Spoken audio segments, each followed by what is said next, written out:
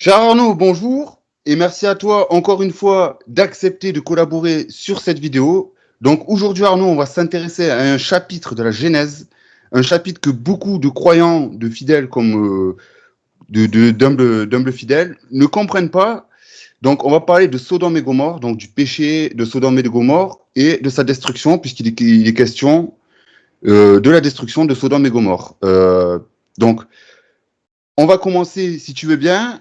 Donc Sodome et Gomorrhe, deux villes qui nous sont décrites dans l'Ancien Testament, donc dans la Bible, comme étant pécheresses. Donc, les péchés qui leur est reproché, beaucoup pensent que c'est des péchés, tu sais, à proprement parler, des petits péchés, mais qui, imbriqués les uns dans les autres, donnent un plus grand péché, etc. Donc, il est question, euh, théologiquement, il serait question d'homosexualité, il serait question d'inhospitalité. Il serait question de viol, de péché mortel en tout genre.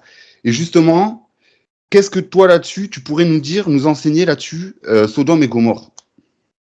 Alors d'abord que ces villes semblent être historiques. En tout cas, dans la vallée autour de la mer Morte, il y a manifestement des villes qui datent du néolithique et qui ont été détruites et on ne sait pas comment. Il y a des traces très curieuses. On dirait qu'il y a eu peut-être une comète qui est tombée, une météorite qui n'est pas tombée sur le sol mais qui s'est détruite en l'air et qui a brûlé parce qu'on trouve des sables choqués, des choses comme ça. Enfin, c'est très curieux. On n'a pas encore expliqué ce qui s'était passé, mais il s'est passé quelque chose. Il faut dire que là-bas, il y a d'abord des puits de pétrole, hein, beaucoup, mais il y a cet autre aspect qui est venu du ciel. Alors maintenant, quel était le péché de Sodome et Gomorrhe? On peut d'ailleurs constater que c'est le néolithique. Et le néolithique, c'est vraiment, historiquement, la période la plus horrible de l'humanité, avec sans doute le XXe siècle. Le XXe siècle et les deux guerres mondiales, hein. Là on atteint une barbarie, un sommet. Mais le néolithique, c'est l'époque de la mise en place de l'agriculture et de l'élevage. Et du coup, comme il faut comprendre, il faut se mettre à leur place, comme la famine peut arriver n'importe quand, les épidémies parce qu'on ne connaît pas les microbes et donc on commence à vivre dans des petites villes, du coup on se contamine, on ne sait pas séparer l'eau des WC de l'eau à boisson, eh bien on finit par oublier complètement qu'il y avait un vrai Dieu, qui était un souvenir gardé au paléolithique, c'est-à-dire l'époque des chasseurs-cueilleurs. Il y avait un souvenir vague qu'il y avait un Dieu. Et là, pour finir par croire qu'il y a des dieux multiples, qui sont féroces, et donc tous les paganismes sont inventés là. On voit la taille des hommes qui diminue, 1,80 m au paléolithique, supérieur, hein, et à peu près 1,60 m au néolithique, donc à l'époque de la mise en place de l'agriculture. Donc on invente les sacrifices humains, il faut les comprendre. Hein.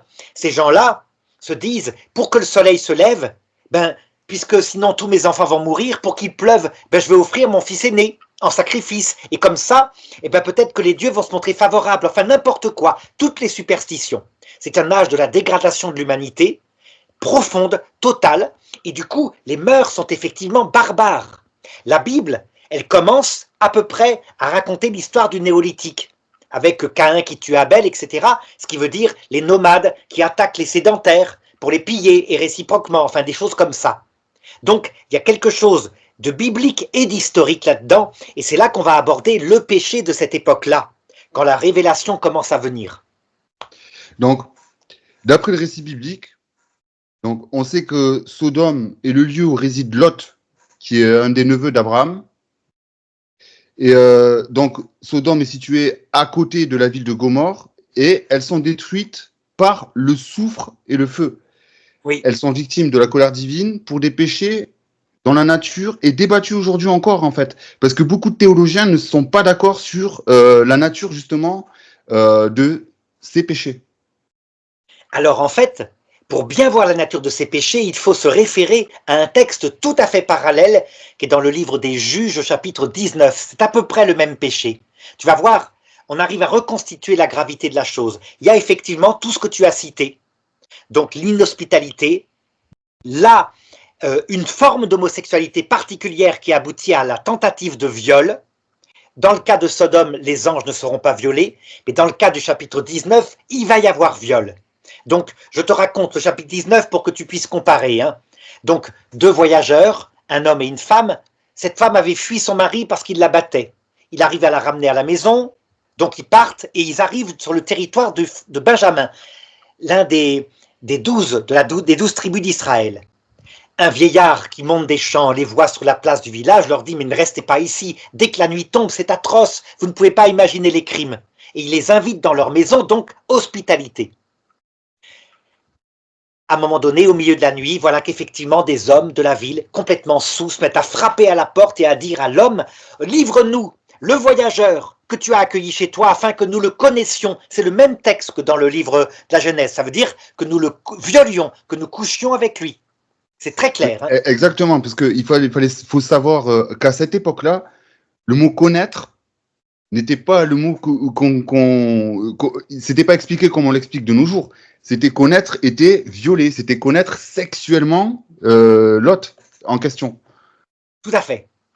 Et là, l'hôte dit, mais vous êtes fous, vous allez bafouer l'hospitalité, c'est atroce, on ne fait pas ça. Ce qui veut dire que dans leur conscience à eux, effectivement, dans les tribus sémitiques, l'hospitalité est sacrée.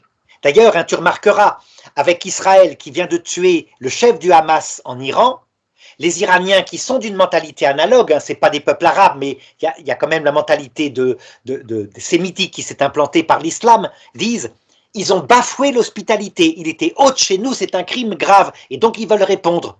Ça fait une semaine qu'on attend la réponse, mais ils veulent répondre à Israël. Tu vois, donc chez eux, la conscience, c'est que bafouer l'hospitalité est gravissime. Tu reçois un hôte chez toi, même si c'est ton ennemi, il est sacré, il est protégé.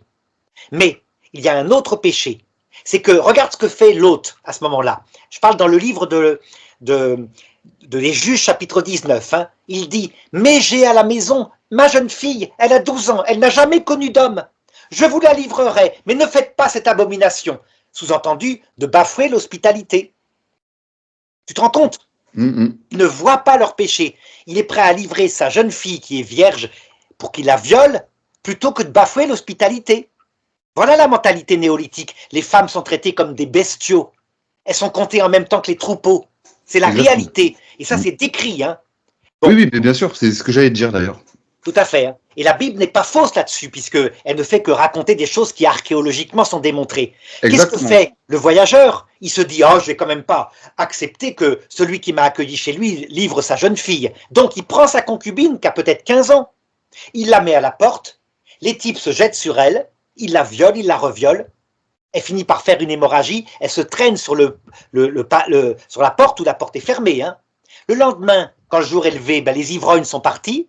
Le voyageur ouvre la porte, touche sa fiancée.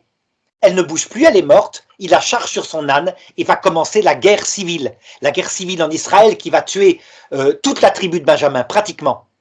Tu vois, ça veut dire qu'ils ne voient pas leur péché dans leur victoire. Qu'il va y avoir dans cette guerre qui est terrible, hein, on voit Dieu qui va jusqu'à commander aux autres tribus qui font une guerre juste en apparence, mais qui est en fait une guerre barbare, puisqu'ils ne voient pas leur propre péché, leur commander d'attaquer Benjamin, et à chaque fois, ils ont 30 000 morts. Et finalement, un jour, ils attaquent, ils gagnent, ils tuent tous les enfants de Benjamin, toute la tribu, y compris des femmes et des enfants, hein, ça ne fait pas de quartier. Et donc, se rendant compte, après avoir fêter la victoire, qu'il n'y a plus de survivants en Benjamin, ils se disent, il reste 8 hommes survivants, toutes les femmes sont mortes, ben on va aller prendre des femmes chez une tribu arabe du secteur, puisqu'on a promis de ne pas donner nos femmes en mariage à ces hommes-là, et comme ça, ils pourront survivre et la tribu de Benjamin ne disparaîtra pas. Voilà, ils prennent donc comme esclaves des femmes, des jeunes filles d'une tribu arabe à côté, et c'est ce qu'ils font. Voilà, tu vois la réalité du péché, elle est bien plus vaste, et ça nous rappelle la guerre 14. La guerre 14 où tu as des pays qui ne valent pas mieux que les autres, chacun se prenant pour le centre du monde. Et cette guerre, il n'y a aucun vainqueur à la fin. Si, c'est la France qui a plutôt gagné, l'Allemagne a plutôt perdu, mais en réalité, il y a des millions de morts de part et d'autre. Le péché est plus grave. En réalité, le péché de la guerre 14, c'était l'exaltation de sa nation jusqu'à mépriser les autres nations. Ce n'est pas le patriotisme, hein, c'est ce qu'on appelle le nationalisme. Exalté. Tu vois? Donc c'est analogue.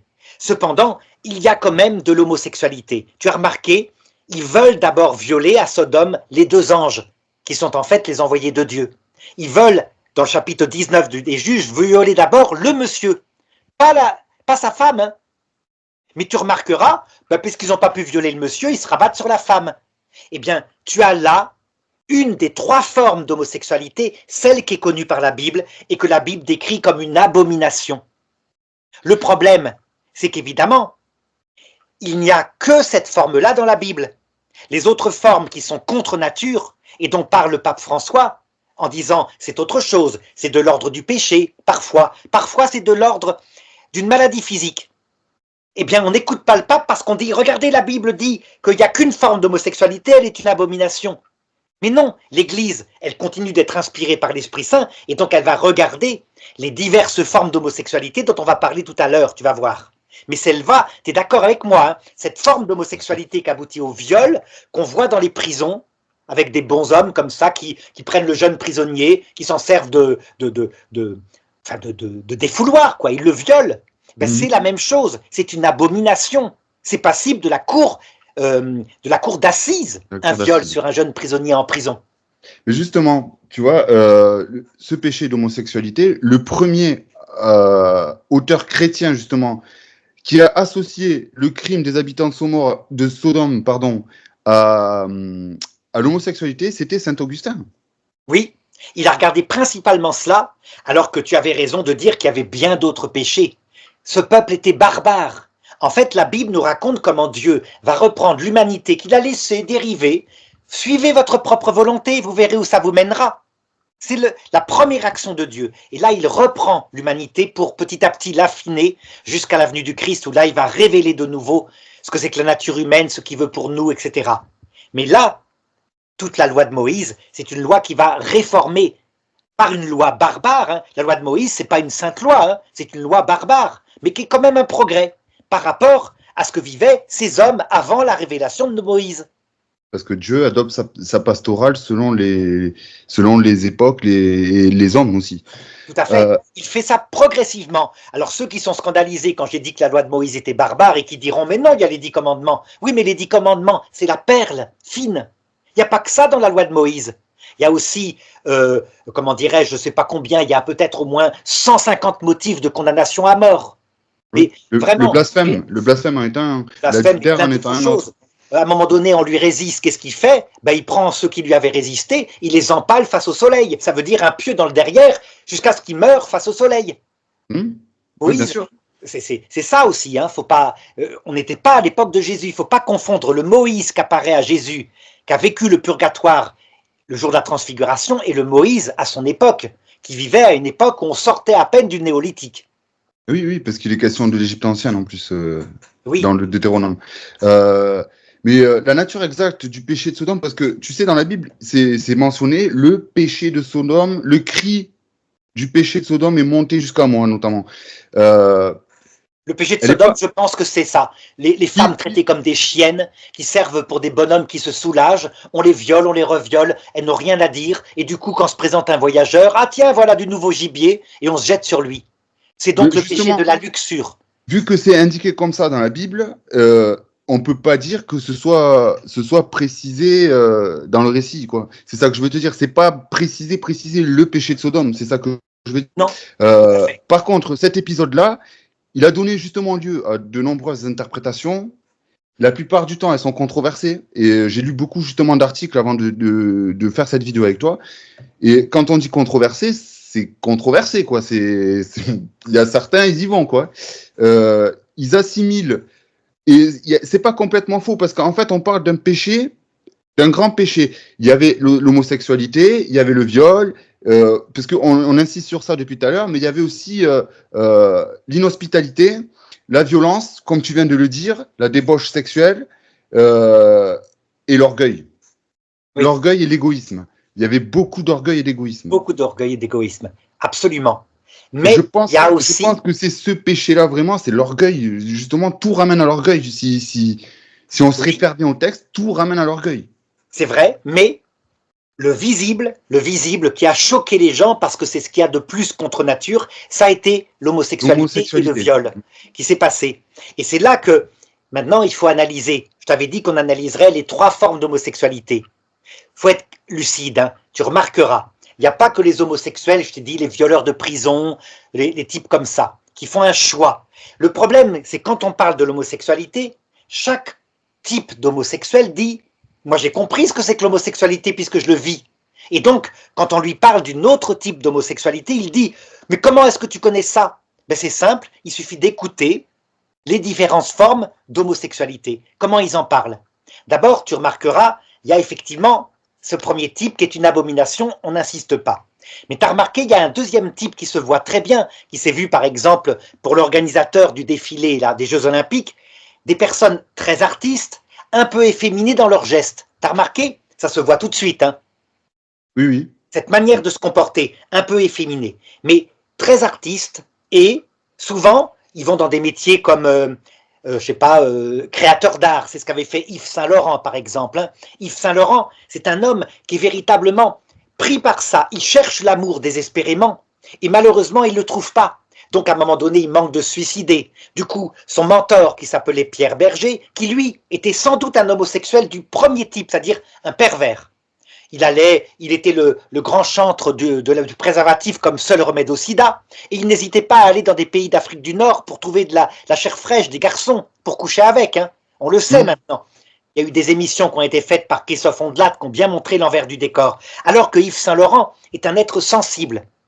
C'est un deuxième type d'homosexualité. Tu sais, on l'a sorti des névroses, mais la névrose au sens propre, c'est quoi? C'est une passion qui t'empêche de vivre, qui te rend malade à l'intérieur.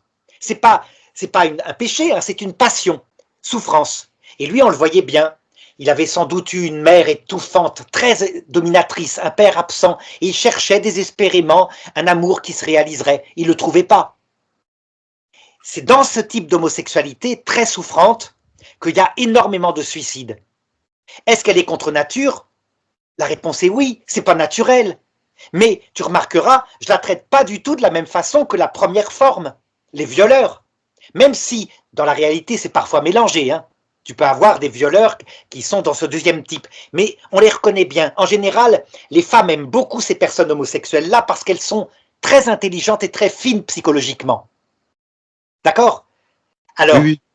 qu'est-ce que fait l'Église dans ce cas-là? Elle dit, quand vous êtes de ce type d'homosexualité, ce qui vous rendra heureux, c'est pas de chercher l'amour, surtout comme des hommes, c'est-à-dire ça finit au lit dans le quart d'heure.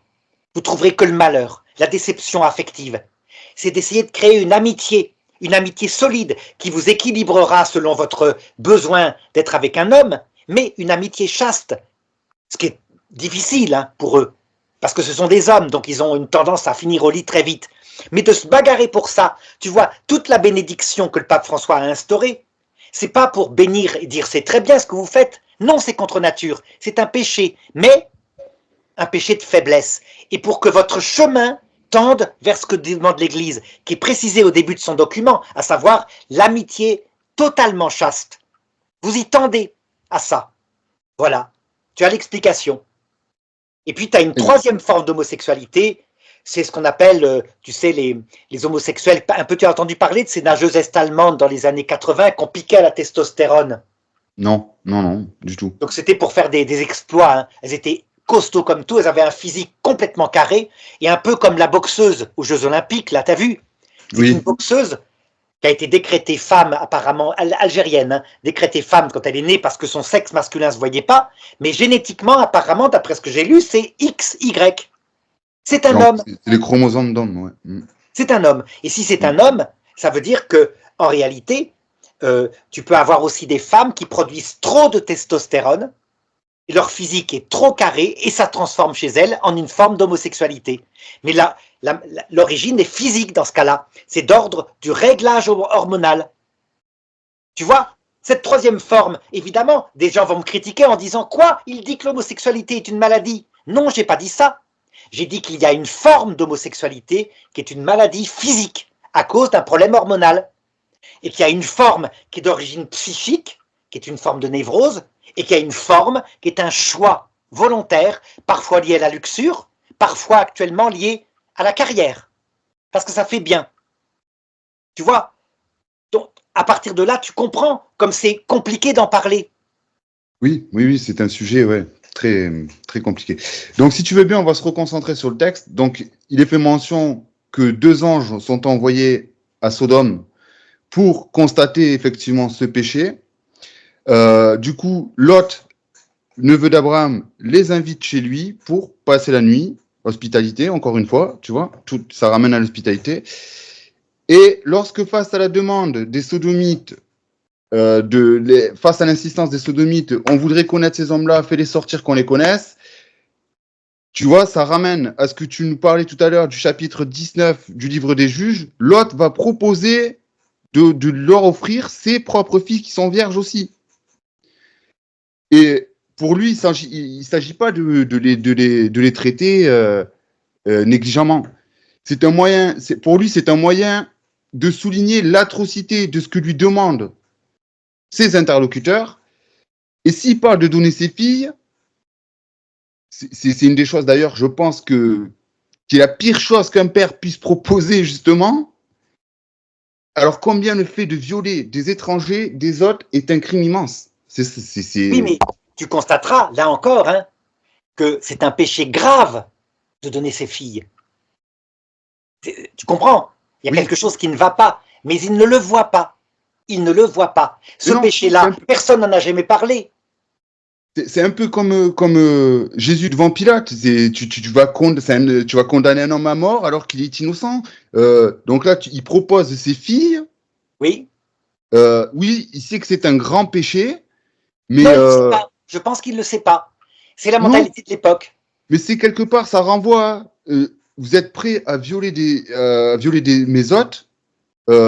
C'est pour constater le péché, enfin, ce que vous êtes en train de faire, quoi. Oui, voilà. Quelque part. Dans les hiérarchies, pour eux, violer une femme est moins grave que de violer un homme et en plus de bafouer l'hospitalité. Alors que tu remarqueras que dans une morale qui a été formée par Jésus-Christ depuis, on se rend compte qu'il y a une barbarie totale à droite, à gauche, partout, y compris chez Lot, que Lot a survécu, mais qu'il faut juger par rapport à l'évangile, que par contre on peut être miséricordieux parce qu'à l'époque ils ne le savaient pas. Ça veut dire qu'ils sortaient de la période terrible du néolithique dont je t'ai parlé au début. Et donc Dieu leur a fait miséricorde. Il n'empêche que, objectivement, le péché est là. Donc, ensuite, les habitants de Somor, donc ils ne connaissent pas l'identité des hôtes de Lot, ils ne savent pas que c'est des anges envoyés de Dieu. Donc, ces anges vont éviter le pire en frappant les habitants de la ville, si je me souviens bien, parce que je l'ai lu il y a un petit moment. Si je me souviens bien, il va frapper de cécité, justement, les habitants qui viennent demander, de les connaître. Donc déjà... Donc, ce qui signifie que l'acte, il ne passe pas à l'acte, hein, les anges ne sont pas attrapés, ne sont pas violés, ils font ce qu'ils veulent, ils ont la puissance d'arrêter les péchés. Mais en ce qui concerne le livre des Juges, chapitre 19, là par contre le péché n'est pas arrêté par les anges. Il a lieu de fait. Hein. Et donc la leçon, l'éducation de ces gens-là va être par la guerre civile et le malheur. D'ailleurs, pour bien comprendre, tu te rappelles peut-être le texte de Jésus quand il parle des gens qui étaient morts lors de l'écroulement de la tour de Siloé, en Luc chapitre 13, verset 4. Ça te dit quelque chose? Donc une tour oui, ça me dit quelque chose, en pierre qui avait été construite, et puis un jour on se met à discuter parce qu'on apprend que la tour s'était écroulée et que des gens avaient été écrasés par la tour. Il y avait eu, je ne sais pas, quelque chose comme 50 morts. Et donc Jésus à ce moment-là leur parle et leur dit: pensez-vous vraiment que les péchés de ces gens qui sont morts écrasés par la tour de Siloé étaient plus graves que les péchés des autres habitants de Jérusalem et de cette génération? Et eux répondent non. Eh bien Jésus leur dit: vous voyez, si vous ne vous convertissez pas, vous périrez tous de cette façon-là. En réalité, c'est une parole qui s'adresse à nous. Je vais t'expliquer. Nous-mêmes, on ne voit pas notre propre péché. C'est pas possible. Hein. L'Église a toujours dit, on ne peut pas savoir si on est en état de grâce. On ne verra notre propre péché en toute vérité que devant Jésus à l'heure de la rencontre avec lui, quand il nous apparaîtra dans la gloire. Résultat, il se peut qu'en fait, en nous croyant plus saints que les habitants de Sodome et Gomorrhe, nous soyons tout aussi pécheurs avec en plus une certitude d'être des gens bien. Eh bien, le Seigneur va nous faire passer... Hein? C'est ça le pire. Oui, c'est le pire. Ouais. Ça veut dire qu'on ne voit pas, on n'est pas conscient. Parce que l'immensité de l'amour et de l'humilité de Jésus, on n'en est pas vraiment conscient. On a beau avoir les textes de l'Évangile, sa mort sur la croix, on n'arrive pas à formaliser. C'est de l'ignorance. C'est de l'ignorance, et Jésus en tiendra compte. C'est pour ça que saint Paul dit, Dieu a soumis, a enfermé tous les hommes dans la désobéissance, y compris nous deux, mais pour leur faire miséricorde. Ça veut dire qu'il nous sera fait miséricorde, heureusement. Par contre, toi comme moi, un jour, sans doute, on mourra. On mourra misérablement, ça veut dire peut-être comme des petits vieux sur une chaise roulante, dans un hôpital de vieux. Oui, oui, Peut-être pas oui. écrasé par la tour de Siloé, hein, mais tu comprends. Parce que on doit apprendre nous aussi la totale humilité. Donc, les péchés de Sodome et Gomorrhe, il faut les regarder objectivement parce qu'ils sont visibles, c'est l'époque de la barbarie, mais toujours regarder d'abord la poutre qui est dans notre propre œil, où nous avons eu Jésus-Christ, et pourtant, nous continuons de faire des choses toujours pareilles liées au plaisir égoïste, à l'argent égoïste, à la gloire égoïste, etc. Donc, tu vois, en fait, en gros, en divers endroits de la Bible, les crimes de Sodome et Gomorrhe sont rapportés. Tu faisais référence tout à l'heure au chapitre 19 du livre des Juges, mais le Christ les évoque dans les évangiles aussi comme un péché immense. Par exemple, quand il envoie ses disciples, il leur dit allez dans les villages, et là où on vous refusera, vous secouez le sol de vos pieds, et ces villes-là, au jugement, seront plus sévèrement punies que Sodome et Gomorrhe. Oui, plus sévèrement punis parce que nous avions, nous, beaucoup plus que Sodome et Gomorrhe. Ce qui veut dire que Dieu est juste. Mais en même temps que ça, cette justice qui doit nous frapper, hein, parce qu'il ne faut pas se prendre pour le centre du monde, nous chrétiens, en même temps, il y a heureusement l'annonce qui nous sera fait miséricorde aussi. Finalement, c'est assez simple. Il suffit de nous mettre à genoux, de reconnaître qu'on ne vaut pas mieux que les habitants de Sodome et Gomorrhe. Par exemple, si nous avions vécu à l'époque de Sodome et Gomorrhe, nous serions probablement parmi les violeurs. C'est possible, hein. C'est possible, oui. Et C'est donc à possible, partir oui. de là, en ayant cette attitude d'humilité, il nous sera fait miséricorde. Si par contre on continue de se prendre pour mieux que les autres, alors on passera par un jugement sévère pour être sauvé. Oui, ben, la miséricorde, elle vient que s'il y a sincère repentance aussi. C'est ce que le Christ nous dit dans les évangiles. Tout à fait.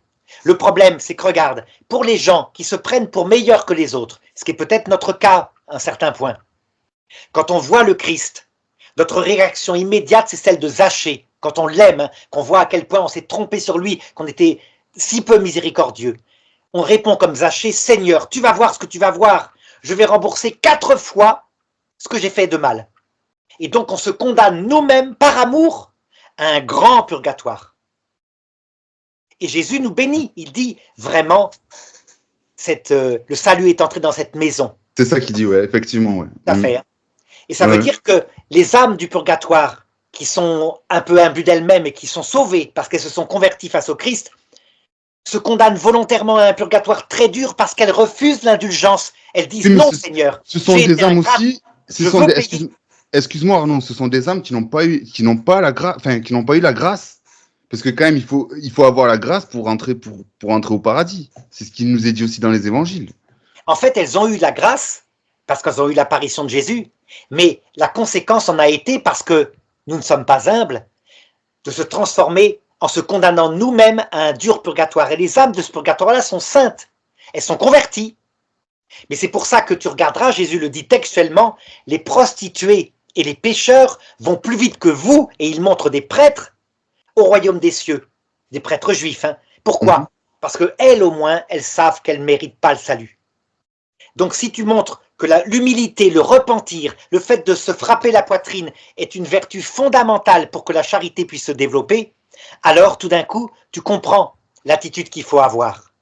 Je vais te donner un exemple, une application. Tu es d'accord avec moi que depuis à peu près 15 ans, il y a dans l'Église catholique d'Occident la découverte de péchés graves des prêtres, de certains prêtres qui ont abusé, qui ont profité de leur sacerdoce pour violer des enfants ou des jeunes hommes et des jeunes femmes. Tu es d'accord? Bien sûr. C'est vrai. Objectivement, c'est le péché de Sodome. Et puis, maintenant, il ne faut pas oublier l'autre aspect. Je vois l'Église de France qui se comporte avec une très grande dureté. Hein. On voit des religieuses en particulier qui sont là, qui poursuivent des prêtres, même quand ils ont été lavés de tout soupçon par le Vatican, en disant « oui, mais il n'y a pas de fumée sans feu ». En réalité, ces personnes-là, dans 20 ans, tu verras l'Église qui se frappe à la poitrine en disant « regardez, l'Église qui a suivi la crise de la découverte des abus sexuels s'est comportée sans miséricorde, mon Dieu, repentir, repentir, on n'a pas suivi l'Évangile. » Il faut donc la vérité et dénoncer le crime et la miséricorde. Parce que qui es-tu, toi? Je parle de ceux qui font ces choses-là, hein, les condamnateurs, ceux qui traînent l'abbé Pierre, par exemple, plus bas que terre. J'ai vu récemment, ouais. Vu récemment, hein. Mm. Moi, je dis toujours, l'abbé Pierre, il a commis il les a confessés de son vivant, il les a confessés dans un livre. Hein. Il a dit, j'avais des problèmes avec la chasteté, il l'a toujours dit.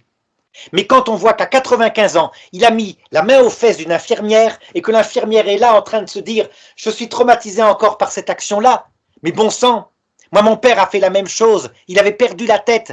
Qu'est-ce qu'a fait l'infirmière? Elle lui a donné une tape sur la main, comme on fait à un enfant. Bien sûr. Tu comprends? Ça veut dire qu'il ne faut pas oublier que la vérité doit être toujours accompagnée du regard sur son propre péché et de la miséricorde. Les deux en même temps, jamais l'un sans l'autre. Et surtout ne pas condamner. Ne pas condamner parce que nous-mêmes, on risquerait de se juger avec la même mesure dont on juge les autres. Résultat, Exactement. le péché de Sodome et Gomorrhe, c'est un grave péché objectif, gravissime. Et ces gens-là sont passés par le purgatoire, le shéol, et peut-être maintenant se sont frappés la poitrine et sont sauvés, sont au paradis. Effectivement. Effectivement, ça me renvoie aussi, je me trompe peut-être, mais quand Jésus dit à Pilate, tu n'aurais aucun pouvoir sur moi s'il t'avait été donné d'en haut par mon Père. Oui, ce qui veut dire d'ailleurs que Dieu, pour nous purifier de notre orgueil, parfois, donne un pouvoir à certaines personnes de nous faire du mal. Ça peut aller jusque-là, hein, puisque... Oui, bien sûr. Bien sûr, parce qu'il s'apprête à envoyer un homme innocent à la mort. Tout à fait. Et Et d'ailleurs... pourquoi? Parce que c'est la foule, le Sanhédrin qui le réclamait, quoi. Sinon, c'était la pagaille dans Jérusalem. Tout à fait. Et les gens qui hurlaient, les clients du Sanhédrin. Donc, il faut bien regarder ce péché-là. C'est notre péché. Ça révèle notre humanité. Nous aurions agi pareil. Nous aurions été du côté de ceux qui ont reçu de l'argent de par les grands prêtres. Nous serions peut-être parmi les foules qui, connaissant pas l'histoire, auraient crié « À mort, à mort !» Tout simplement parce qu'on était convoqués pour crier à mort. C'est ça. On l'a fait parfois à la télévision. Et il finit, justement, tu sais, quand il s'adresse à Pilate comme ça, il finit par dire, c'est pour ça que celui qui m'a livré à toi, a commis un plus grand péché. Oui. Et là, ça veut tout dire, en fait. Là, tu prends conscience qu'en fait, ouais. Après, ça aussi, c'est un débat qu'on devrait avoir entre nous, à savoir, est-ce que Pilate, vraiment, il était, parce que, d'après les archives historiques, il aurait été décrit comme quelqu'un de vraiment cynique, quoi, un préfet vraiment complètement barjot, quoi. Oui, probablement. Mais tu vois, qui est celui qui a livré Jésus à Pilate? Ah, c'est Caïphe. Caïphe, tout ce que tu veux, mais c'est d'abord nous-mêmes. À chaque fois que nous avons péché dans notre jeunesse, même si on pêche moins maintenant qu'on est devenu plus mûr, nous avons livré Jésus. Il faut toujours s'en souvenir. Ça vise nous-mêmes, ça vise pas les Juifs, ça vise pas les Romains, ni la foule, ça vise nous-mêmes. Et là, on est chrétien. Mais nous avons livré Jésus à la croix par notre péché, dit l'Église. Tu vois, tu faisais référence à l'évangile de Luc. Au début, il le dit de cher Théophile. Mais Théophile, c'est qui? C'est nous, Théophile. Oui. C'était certes son disciple, mais Théophile, quand il s'adresse à Théophile, il s'adresse à nous. Théophile, c'est nous. C'est pour ça que c'est tout. En fait, tu vois, quand on parle de Sodome et Gomorrhe, c'est renvoyé dans. En fait, on parle d'un péché, certes, qui n'est pas le même qu'il y a des milliers d'années, Sodome et Gomorrhe, mais c'est le même péché, en fait. C'est le même péché. Ça renvoie à l'orgueil, à l'abus sexuel, etc. Et si tu regardes les mondanités d'aujourd'hui aussi, il y a beaucoup de gens qui commettent ces péchés-là, qui restent impunis jusqu'au jour où aura lieu le jugement dernier. Enfin, leur jugement personnel, c'est ça que je veux dire. Tout à fait. Et le jugement, sa caractéristique, c'est ce que je t'ai donné. Il y a deux choses. La vérité, d'abord, qui est manifestée clairement, qui est comme un glaive. Hein. C'est terrible. Le curé d'Ars disait, moi j'ai vu mon péché et j'aurais voulu mourir tellement c'était horrible. Mais, attention, le curé d'Ars avait une tendance janséniste. Il a oublié de préciser l'autre aspect, la miséricorde. C'est-à-dire qu'il va se faire notre avocat. Il regarde pourquoi, comment on est dans quelle ignorance, les pulsions qu'on avait. Il prend sur lui tous les péchés d'ignorance, les péchés de faiblesse. Le seul péché qu'il ne prend jamais sur lui, Jésus, c'est le péché contre l'Esprit Saint. Donc imagine quelqu'un, par exemple parmi les violeurs de Sodome et Gomorrhe, qui dirait, lorsque le Christ lui apparaît le vendredi saint, « Ah mais non, moi ton histoire de salut par l'humilité et l'amour, rien à foutre, hein. Moi je suis maître de ma vérité, je refuse. » Ah là là, il n'y a plus d'excuses. Il sait, il est maître de lui, c'est le péché contre l'Esprit Saint, effectivement. Eh bien, je pense qu'on a fait le tour de... Si tu as quelque chose à rajouter, je t'en prie, Arnaud. Juste un point. Pour ceux qui sont scandalisés parce qu'ils disent que je suis trop miséricordieux, il faut qu'ils sachent que saint Thomas d'Aquin croyait que les habitants de Sodome et Gomorrhe, ainsi que ceux qui étaient morts au déluge, étaient damnés. Donc, il a une théologie qui disait que 99% des gens seront damnés, puisqu'il n'y avait eu que 6 personnes sauvées au déluge.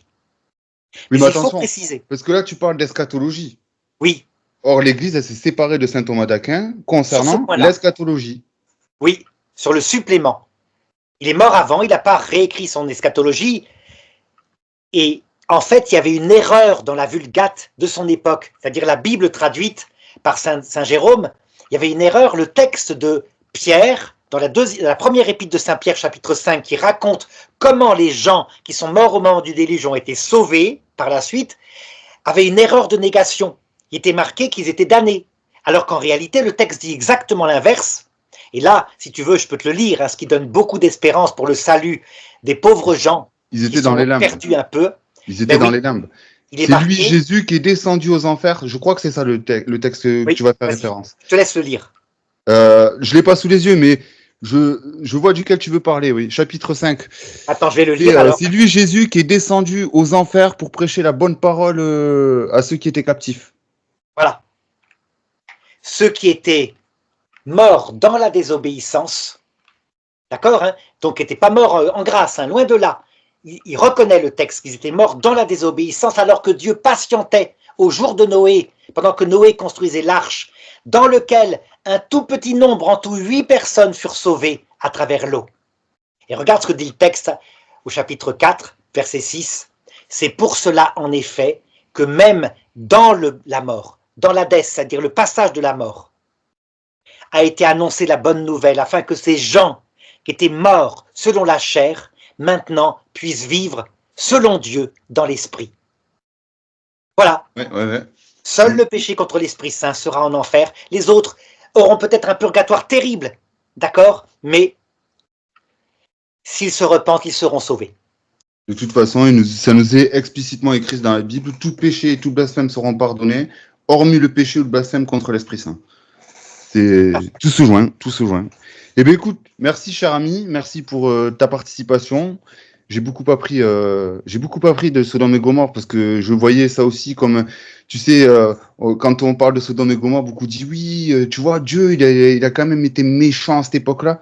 Non, Dieu a adapté sa pastorale selon l'époque et selon les mœurs, en fait, quelque part. Tout à fait. C'est exactement ça. C'est exactement ça. Comme aujourd'hui, on a des pastorales qui ne sont plus les mêmes qu'au Moyen-Âge ou qu'à la Renaissance. Donc, voilà. C'est pas plus compliqué. Hein. C'est ça. Eh bien, merci beaucoup, cher Arnaud. Merci. Au revoir. À bientôt, Kevin. Au revoir. Au revoir.